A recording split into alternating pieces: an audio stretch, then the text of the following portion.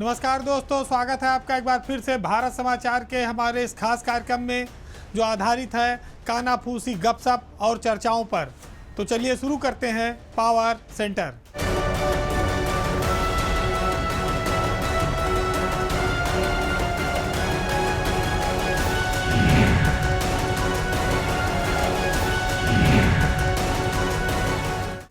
सरकार भ्रष्टाचार पर जीरो टॉलरेंस की बात करती है, लेकिन भ्रष्टाचार के मामले में विवाद आए दिन सामने आते रहते हैं। कानपुर में डीएम और सीएमओ का जो प्रकरण है वो इसी तरह का एक नया विवाद आया है सामने। हालांकि सीएमओ हरिदत्त नेमी को सस्पेंड कर दिया गया है, लेकिन यह विवाद पूरे प्रदेश में एक बड़ी चर्चा का विषय बना, क्योंकि ये मामला ऐसा है जिसमें आर्थिक और राजनीतिक दोनों तरह के कारण इसमें शामिल हो गए हैं। इस विवाद के पीछे कानपुर में डीएम और सीएमओ के बीच काफ़ी समय से चल रहे एक फर्म को लेकर भुगतान बड़ा कारण बताया जा रहा है। वैसे कानपुर के जो डीएम हैं जितेंद्र प्रताप सिंह, वो जब से ज़िले में गए हैं वो ताबड़तोड़ छापेमारियां कर रहे हैं। उससे स्वास्थ्य महकमा भी स्वाभाविक है कि परेशान है, लेकिन बात तब फंस गई जब ये बात आई कि सीबीआई की जांच में फंसी है एक संस्था जेएम फार्मा। उसको पेमेंट के लिए जिलाधिकारी द्वारा दबाव बनाया जा रहा था, और जिस पर जो सीएमओ है डॉक्टर हरिदत्त नेमी वो तैयार नहीं थे।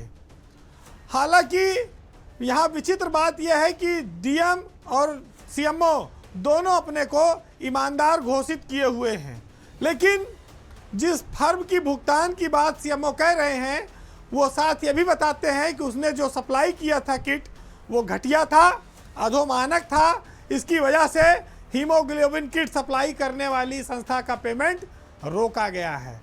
वो ये भी कहते हैं कि ये माल चाइनीज़ था, तो 2.25 करोड़ रुपए का भुगतान ऐसे नहीं किया जा सकता। और डीएम द्वारा उनको मीटिंगों में बार बार अपमान किया जा रहा था, बेइज्जत किया जा रहा था, जिसकी उन्होंने अपने प्रमुख सचिव पार्थसारथी सेन शर्मा से शिकायत भी की थी, लेकिन वहाँ से भी कोई मदद नहीं आई।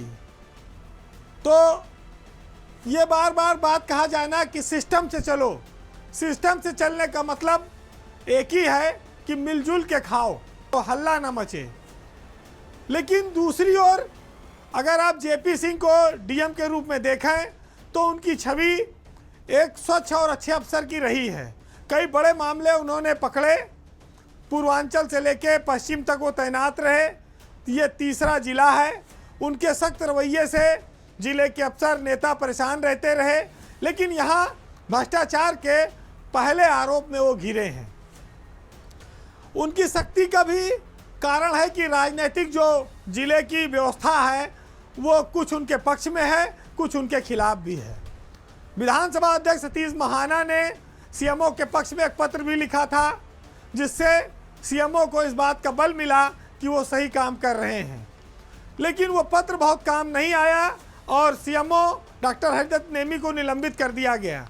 कानपुर के कुछ विधायक भी सीएमओ के पक्ष में हैं, लेकिन अभिजीत सांगा जो विधायक हैं उन्होंने डीएम का पक्ष लिया है और सीएमओ को भ्रष्ट और बेकार अफसर बताया है।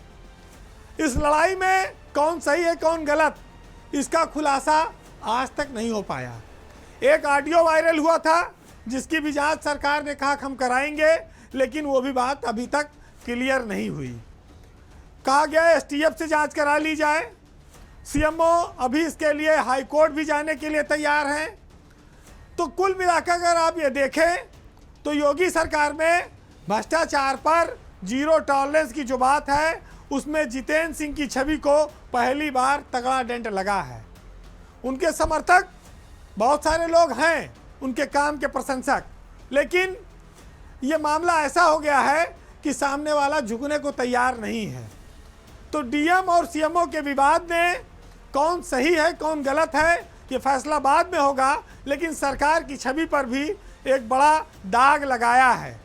ये दाग सीएमओ के निलंबन से धुलने वाला नहीं है। इस दाग की धुलाई तब होगी जब इसमें जांच रिपोर्ट स्पष्ट रूप से आवे और ऑडियो भी पता लगे कि आखिर माजरा क्या था। वैसे तो उत्तर प्रदेश में इन दिनों गर्मी बहुत पड़ रही है, बरसात भी शुरू हो गई है और खाने पीने में आम का सीजन चल रहा है, आम की बहार है बाजार में। लेकिन आम के साथ साथ तबादलों का भी एक सीजन चल रहा है उत्तर प्रदेश में। हालांकि आम काफ़ी सस्ता हो गया है, लेकिन तबादले के रेट काफ़ी बढ़े हुए हैं। इस तबादला विवाद में स्थिति यहाँ तक पहुँच चुकी है कि मंत्री अपने विभाग के अफसरों पर ही भ्रष्टाचार के आरोप लगा रहे हैं। मामला उत्तर प्रदेश के स्टाम्प और रजिस्ट्रेशन विभाग का है, जहाँ पर मंत्री ने अपने अधिकारियों पर तबादलों में घूसखोरी के आरोप लगाए हैं और मनमाने तबादले करने के आरोप लगाए हैं। इसके लिए जो मंत्री हैं स्टाम्प और पंजीयन विभाग के रविंद्र जायसवाल, उन्होंने बाकायदा मुख्यमंत्री को पत्र लिखा है और कहा है कि एसटीएफ जांच कराई जाए। योगी सरकार में ये पहला ऐसा मामला है जब कोई मंत्री खुलेआम मीडिया के सामने आकर अपने विभाग में भ्रष्टाचार के लिए सीबीआई और एसटीएफ जांच की मांग कर रहा हो। मंत्री ने अपने विभाग के तबादलों को लेकर मीडिया में भी खुल के बात की और अपने आईजी समीर वर्मा पर काफ़ी गंभीर आरोप लगाए। उनके इन आरोपों के बाद सरकार ने स्टैम्प विभाग में उप निबंधकों के और क्लर्कों के 210 तबादले रद्द कर दिए हैं। आईजी समीर वर्मा को विभाग से हटा भी दिया गया है।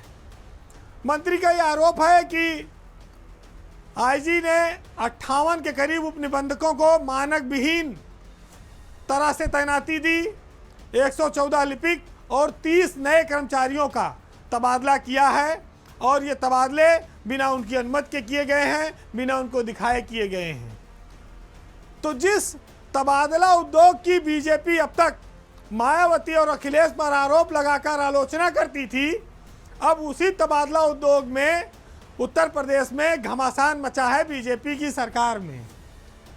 तो जिनकी जब खिल्ली उड़ाई गई तो अब उनको मौका मिला, तो अखिलेश और मायावती ने भी योगी सरकार में भ्रष्टाचार पर काफ़ी तंज कसे हैं। ये बात जरूर है कि तबादलों को लेकर भ्रष्टाचार कभी रुका ही नहीं, चाहे सरकार जिसकी रही हो। प्रदेश इतना बड़ा है, निगरानी तंत्र इतना कमज़ोर है कि आप तबादलों में भ्रष्टाचार नहीं रोक सकते।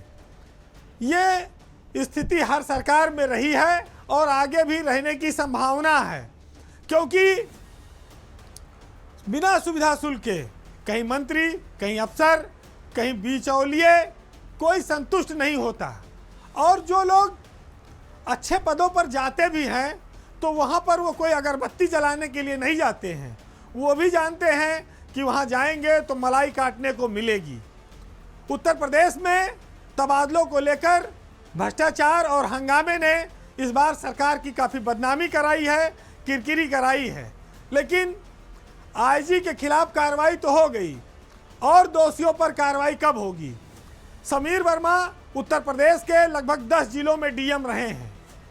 वो थोड़े कड़क हैं, लेकिन उन पर भ्रष्टाचार के कभी आरोप सीधे तौर पर नहीं लगे। समीर वर्मा की छवि साफ सुथरे अफसर की रही है। योगी सरकार में पीडब्ल्यूडी में जब वो सचिव थे तो कुछ नाराजगी के चलते पिछले 3-4 सालों से उनको सचिव समाज कल्याण बनाकर रखा गया था। सरकार ने 2 महीना पहले ही उनको आईजी स्टाम्प के पद पर भेजा था, लेकिन मंत्री से शायद तालमेल के न चलते ये स्थिति बनी और अब मनचाहा तबादला किसका नहीं हुआ और फिर ये विस्फोट हो गया, ये भी अपने आप में एक रहस्य है, जांच का विषय है।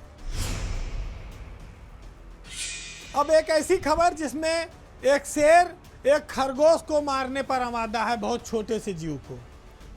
यूपी में जो आईएएस अफसरों का वर्चस्व है, ये खबर उससे जुड़ी है, क्योंकि आईएएस अफसर सबसे पावरफुल माने जाते हैं और जो प्रमुख सचिव स्तर पर हैं वो तो पूरे प्रदेश में विभाग के सबसे बड़े अफसर हैं, वही शासन है और कहा जाए कई बार मंत्रियों पर भारी भी पड़ते हैं।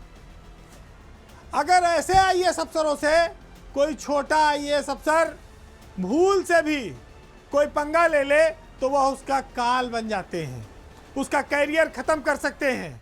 आज हम एक ऐसा ही मामला आपके सामने रखेंगे जो पुरानी दुश्मनी और अदावत से जुड़ा हुआ है। लखनऊ में बहुत समय पहले चर्चित डीएम थे अमित कुमार घोष। अमित कुमार घोष इस समय उत्तर प्रदेश में सचिवालय प्रशासन विभाग के प्रमुख सचिव हैं और वो दीपक श्रीवास्तव नाम के एक निजी सचिव को व्यक्तिगत खुन्नस में नौकरी से बर्खास्त कराना चाहते हैं। क्यों ऐसा हुआ? अमित कुमार घोष 1994 बैच के आईएएस अफसर हैं, बंगाली बाबू के नाम से मशहूर हैं। जब लखनऊ में डीएम थे तब भी एक कारनामा कर बैठे थे। कृषि विभाग में हड़ताल के दौरान उन्होंने एक कर्मचारी को थप्पड़ मार दिया था।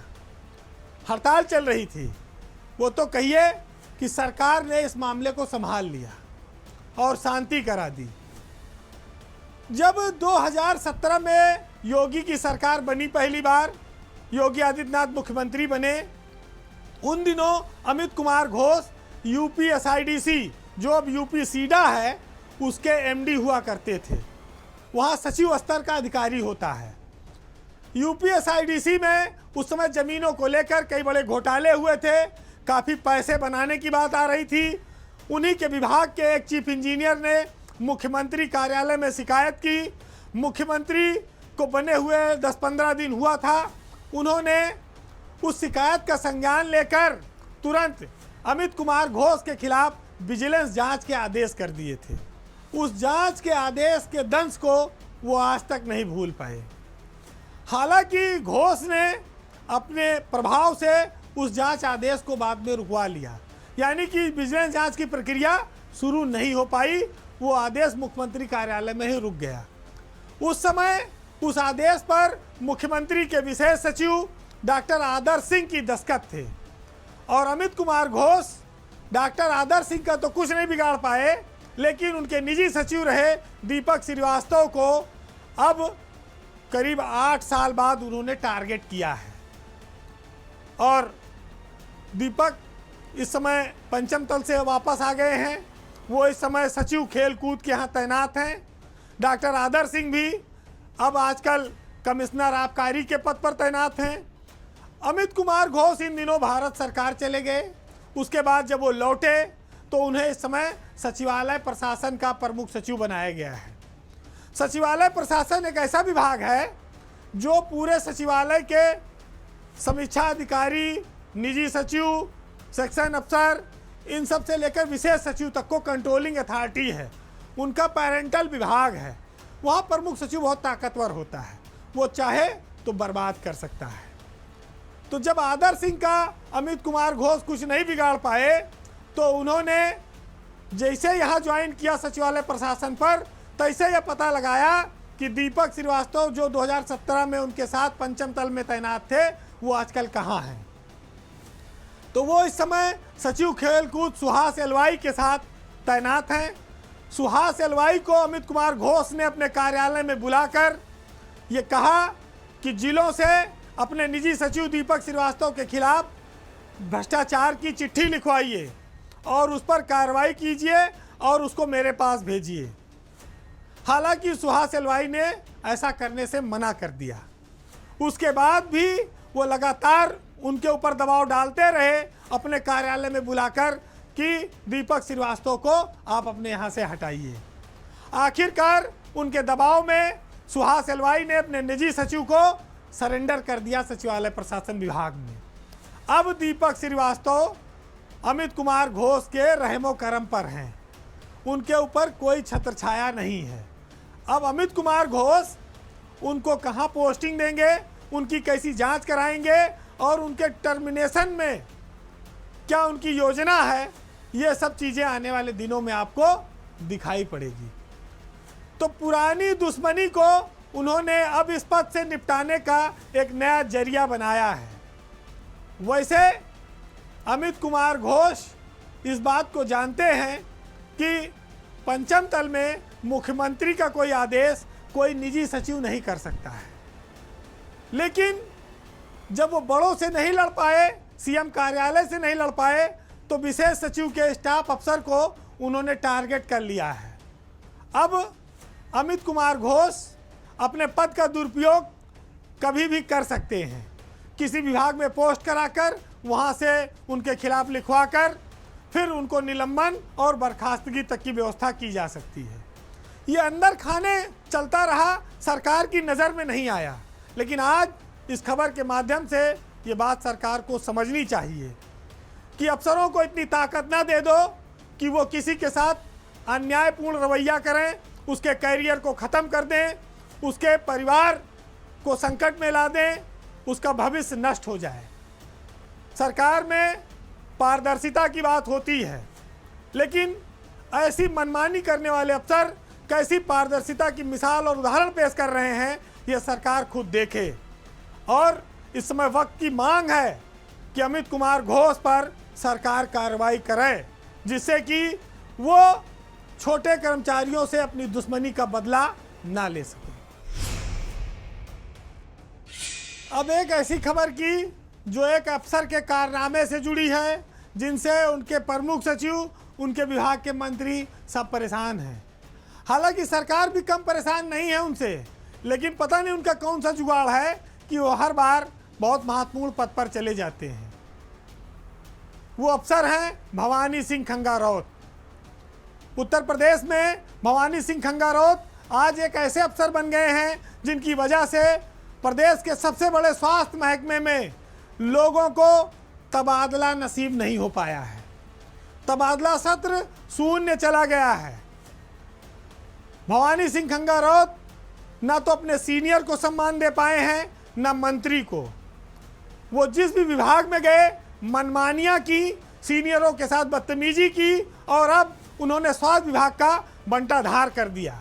तबादलों में तमाम ऐसे मामले आते हैं, कई सारे विकलांग लोग होते हैं, कई सारे पति पत्नियों का मामला होता है, कोई नौकरी में कैसे एडजस्टमेंट कर रहा है, कई सारी कठिनाइयों से कर्मचारी गुजरते हैं। और तबादले के सीजन में उनको उम्मीद होती है कि सरकार उनकी पीड़ा को समझेगी और उनको अपने घर के आसपास या परिवार के साथ रहने का मौका मिलेगा। लेकिन भवानी सिंह खंगारौत जैसे अफसरों ने उनकी इन उम्मीदों पर पानी फेर दिया है। वो उत्तर प्रदेश में अब एक नए पंगेबाज अफसर के तौर पर चर्चित हो गए हैं। 2010 बैच के भवानी सिंह खंगारौत बेसिकली राजस्थान के रहने वाले हैं और इस समय उत्तर प्रदेश में निदेशक प्रशासन स्वास्थ्य विभाग में तैनात थे। सरकार ने हालांकि उनको उनके विभाग से इतनी किरकिरी के बाद हटाकर वेटिंग में डाल दिया है, लेकिन जो टाइम बीत गया तबादला सत्र का, अब वो लौट कर नहीं आएगा। उसकी भरपाई अब इस कार्रवाई से नहीं हो सकती है। स्वास्थ्य विभाग को अफसरों ने एक मजाक बना दिया। एक भी तबादला नहीं हुआ, पूरा सत्र शून्य चला गया। डिप्टी सीएम ब्रजेश पाठक अफसरों के इस नकारात्मक रवैये से काफ़ी नाराज हैं, आहत हैं, क्योंकि उनके पास पूरे प्रदेश से विधायक, मंत्री और परिचित पार्टी के लोगों की सिफारिशें आती हैं, परेशानियां आती हैं। भवानी सिंह खंगारौत ने अपने ही विभाग के प्रमुख सचिव पार्थसारथी सेन शर्मा के आदेश को भी नहीं माना। यहाँ तक कि उन्होंने उनका फ़ोन भी उठाना बंद कर दिया और नॉट रीचेबल कर लिया। ये प्रदेश का बहुत बड़ा महकमा है। एक अफसर के खराब रवैये का खामियाजा सैकड़ों और हजारों लोगों को नहीं भोगना चाहिए। वैसे भवानी सिंह खंगारौत का इतिहास भी हमेशा विवादों में रहा है और अपने सीनियर अफसरों से बदतमीजी का रहा है। जब वो महिला कल्याण में निदेशक थे तो वहाँ प्रमुख सचिव रेणुका कुमार पर भी उन्होंने भ्रष्टाचार के आरोप लगाए थे, उनके लिए चिट्ठियाँ लिखी थी। केंद्रीय मंत्री कौशल किशोर तक ने उन पर फ़ोन न उठाने का मध्यांचल में एमडी रहने के दौरान ये आरोप लगाया था। और जब वो मध्यांचल में एमडी थे तो उस समय भी उन्होंने अपने ही विभाग के चेयरमैन आशीष गोयल के साथ भरी मीटिंग में बदतमीजी की। उनकी एक एक कहानियाँ सरकार में नोट हैं, लेकिन उसके बावजूद वो महत्वपूर्ण पद पाते रहे। उन्होंने खुद को स्वयंभू तौर पर एकदम ईमानदार घोषित कर रखा है। कितने हैं इसकी सरकार जांच करावे, कोई पैमाना हो तो देखे। लेकिन यूपी में आज की तारीख में कोई ऐसा अफसर नहीं होगा जो अपने अफसरों, सीनियरों, मिनिस्टरों के साथ मीटिंग में बदतमीजी कर दे, और एक नहीं कई बार कर दे। तो तो ये दर्शाता है कि वो निरंकुश व्यवस्था में जी रहे हैं। उनको ऐसा कोई शेल्टर मिला हुआ है जहां उनको भय नहीं है कि हम पर कार्रवाई हो जाएगी, क्योंकि आईएएस अफसरों पर कार्रवाई होती है, निलंबन भी होता है। अभी तो इनको वेटिंग में डाला गया है। आखिर सरकार में ऐसे लोग किस कीमत पर आगे बढ़ाए जाते हैं? मंत्री, बड़े बड़े प्रमुख सचिवों के अपमान, उनकी नाराजगी के बावजूद ऐसे लोग अगर महत्वपूर्ण पदों पर टिके रहते हैं तो ये माना जाता है कि सरकार में कोई ऐसा तंत्र है जो तमाम सारे लोगों की नाराजगी के बावजूद अपने आदमी को बचाने के लिए हरदम खड़ी रहती है। ये जो तरीका है ये मनमानी को बढ़ावा देता है, निरंकुशता को बढ़ावा देता है, और इसकी वजह से लोगों की जो पीड़ा है, समस्या है, उसका निदान नहीं हो पाता। तो सरकारें क्या अफसरों के अहम को संतुष्ट करने के लिए काम कर रही हैं या लोकतांत्रिक सिस्टम में जन कल्याण के लिए? क्योंकि दुहाई वो हर बार उसी की देते हैं। फिलहाल अब ये निर्णय सरकार को करना है कि अब की बार खंगा राउत का क्या करना है। अब चलते चलते पावर सेंटर में आज फिर एक ऐसी बात करूंगा जो ये बताता है कि एक शायर, एक साहित्यकार, एक कवि और एक नेता और एक अफसर, दोनों के तौर तरीके क्या हैं, कौन हरदम हाथ फैलाए रहता है और कौन बड़ी बड़ी चीज़ों को ठुकराता है। मुनव्वर राना साहब की ये लाइनें बेहद अहम हैं, सुनिएगा कि ये अलग बात है कि खामोश खड़े रहते हैं, फिर भी जो लोग बड़े हैं बड़े रहते हैं, और ऐसे दरवेशों से मिलता है सजरा हमारा जिनके कदमों में कई ताज पड़े रहते हैं। और खुदा का शुक्र अदा कर कि खुश नसीब है तू, तुझे उठाना पड़ा है गमे हयात का बोझ। हमारे हाथ में हल्का सा एक कलम है मगर हमारे कांधे पर है सारी कायनात का बोझ। नमस्कार।